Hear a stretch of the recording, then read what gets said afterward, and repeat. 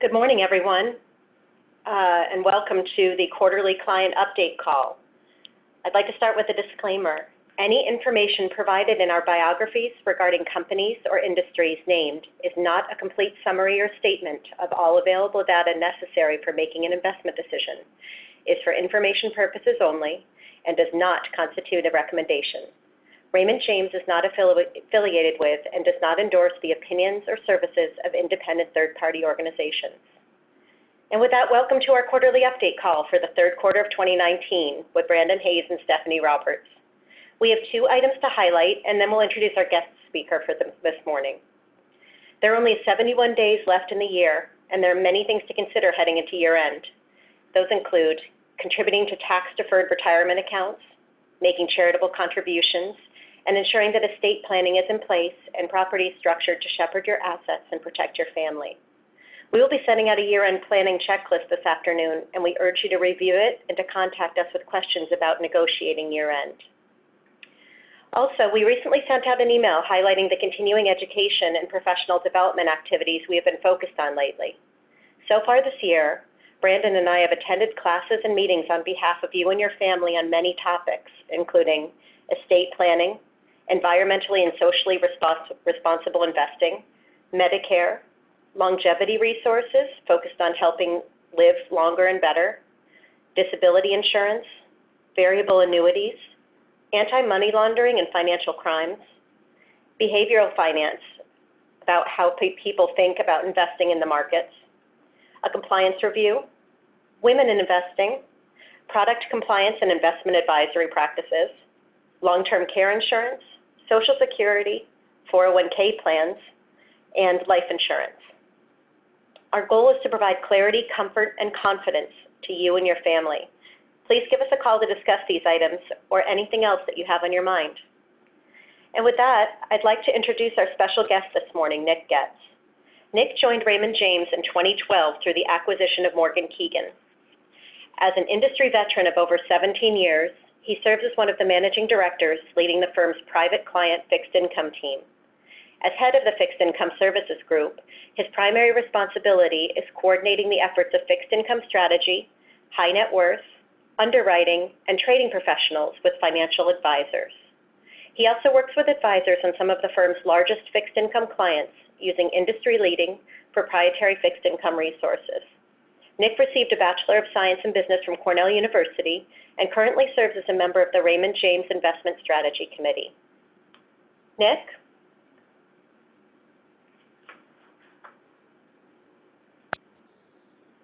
Pardon me, Nick, are you there? I'm here. Can you hear me? I can now. I had a little technical difficulty with my mute button. Yeah, sorry. So did I. So can you hear me okay? Yes, thank you. Okay. Thank you for the introduction. I'm on the call now as well.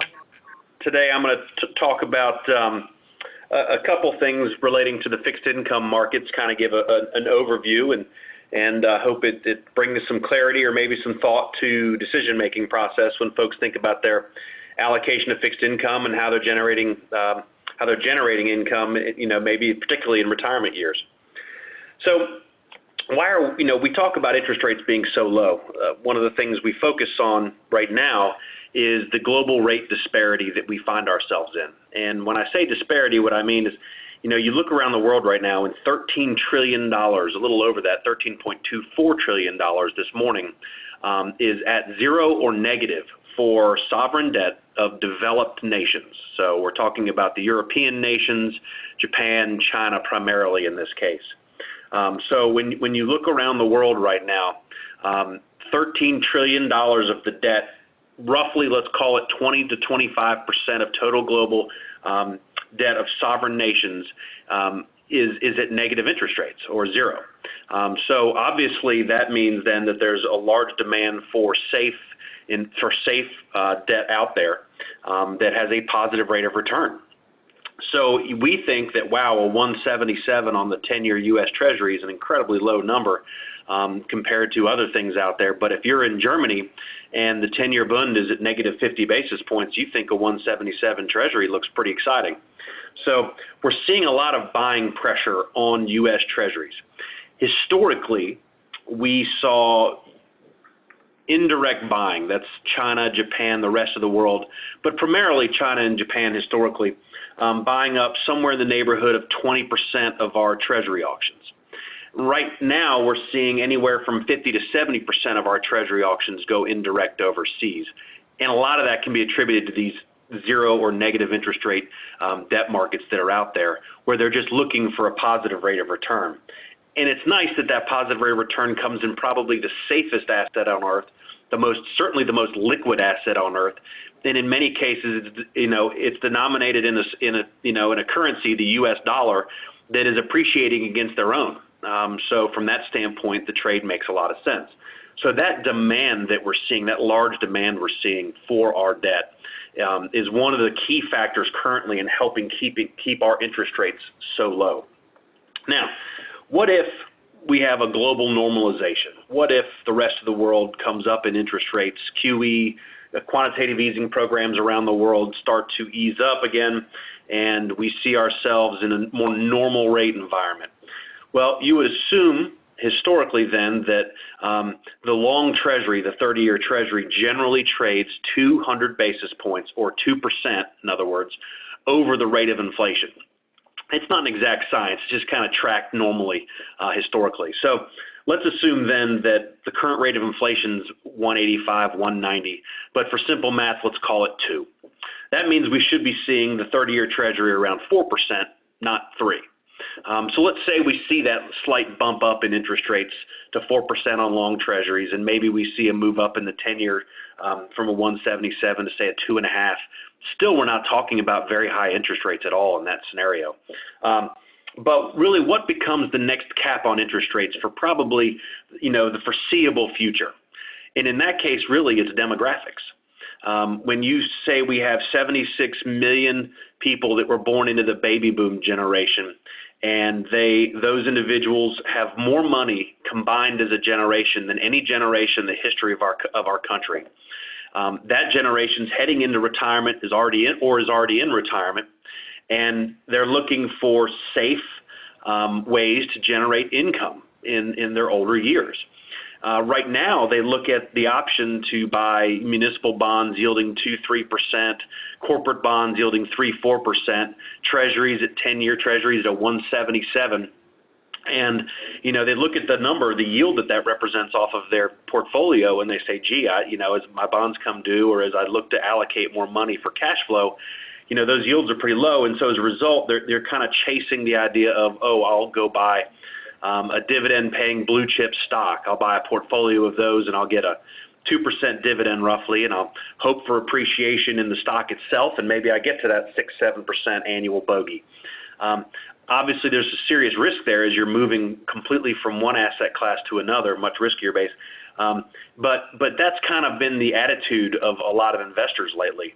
But what really becomes the next cap on interest rates, in my opinion, is if rates start to tick up. If we could get to that 4%, 5% tax-free area in municipal bonds, if we could get to 5-6% taxable investment-grade corporates, agency-type debt for IRAs, then we would probably see a significant shift of assets for the retiring baby boom generation from an over-allocation at this point in their life to other asset classes, whether those are REITs, MLPs, particularly the stock market. Probably those assets then say, well, if I can get those levels, I'm going to convert a large amount of my portfolio back over to the fixed income market, where really, based on my age bracket, is where I should be from a risk tolerance for a significant portion of my portfolio. That conversion, that money that's available to buy bonds, and we've seen it every time we've had temporary rate spikes, that money is available. And when that money comes to play, it is going to be kind of the next cap on interest rates, probably not far above where we are now. So, historically, we think back to times, and some people can remember the scary part of the late 70s, early 80s with huge inflation and, 13 to 17% inflation. We saw money market rates at 20%, long treasuries hit, 14, 15%. People remember those times and say, oh, gee, that could happen again. Probably not. If you look historically at interest rates, that was a very unique circumstance that took place, and we certainly have learned how to control inflation much better. We've also learned just from a flow of money that we're going to see come back into the fixed income market. It's really going to be hard to attain those levels again. So really now, what do we talk about with individuals when it comes to creating cash flow, and what are the things we should watch out for? First, let me say what if. What if is the scenario we're concerned with right now, where we have folks over-allocated to equities in search of, or trying to get to a certain bogey number. And what I fear is a lot of folks have forgotten the 08-09 and that can happen. And 08-09 was an extreme example. It was a huge pullback. But recessions are perfectly normal parts of economic cycles. Shouldn't be feared. They're not a lot of fun when you go through them, but they're perfectly normal. And it's not a matter of if, it's a matter of when we have the next recession. So with that in mind, I say what if. What you don't want to find yourself is in a position where you're over allocated to things that move like equities or are equities. And I say that because if we had a normal type recession and we had a 30–35% pullback in the markets, you don't want to have to sell a 70-cent dollar to generate income in retirement. You just don't want to have to go through that, because that's kind of a double whammy. So when I say what if, at the very minimum, I think you need to have 5 years of money invested into the fixed income markets. And I say that, really into individual securities where you can control the outcome, so that we know over 5 years, if we have a pullback, you don't have to touch the equity component of your portfolio to generate cash flow. You can wait for that normal bottom cycle and then recovery cycle that we see in the equity markets when you go through recessions. And you would expect it to be a lot shorter than 5 years. I'm just saying 5 years in case. And that way you know that if you have to, even if you're spending the value of your bonds as they mature, and you spend down the value of your fixed income allocation, you have enough there to ride through the downturn and the recovery cycle in the equity market. You don't want to have to sell that 70-cent dollar. So, when we work with individuals, we really work on those custom portfolios, and our job is not to outperform an index. Our job is to create a portfolio that will do exactly what it's supposed to do, regardless of what interest rates do. It has maturities when we need them, so that we know we get 100 cents on the dollar back. It has cash flows that can't be altered. Dividends can be cut. People say that doesn't happen to blue chip stocks. Sure it does. GE, ConocoPhillips, it happens. It's just part of the nature of the economic game when it comes to companies. They sometimes can't pay the dividend. But with bonds, yes, you can have a default, but it's much less likely that scenario is going to happen in investment-grade bonds. And we want to make sure that in the advent of designing something to get through a 5-year cycle, you have either enough cash flow coming in to live off of, or cash flow and maturity opportunities where you can take that money and use it, and you get to spend a 100-cent dollar. So creating cash flow, there's several ways we can do it. We structure portfolios where you have enough money to generate, even in lower rate environments, the cash flow you need to live off of. Or we can incorporate where you buy premium priced bonds, which are going to have bigger than current market coupons. And in that case, you may spend some of your principal as you go through the cash flow, but you know exactly how much of that principal you're spending, and you know exactly what you have left at the end of that bond portfolio life cycle, say if we bought a 10-year portfolio. And if we need to, we can even structure it so that you've got maturities coming due every year, and those maturities then become part of the cash flow for the following year. So we can get you to that target goal of cash flow with more of a known outcome and less concern over what the market does. With that, Stephanie, I'll turn it back over to you. I don't want to go too long. Thank you, Nick. I think that's really helpful and mirrors what we're working on with a lot of our clients, so I appreciate your thoughts. Thanks to all of you for your participation today. We welcome your feedback on how we can continue to bring clarity, comfort, and confidence to you and your families.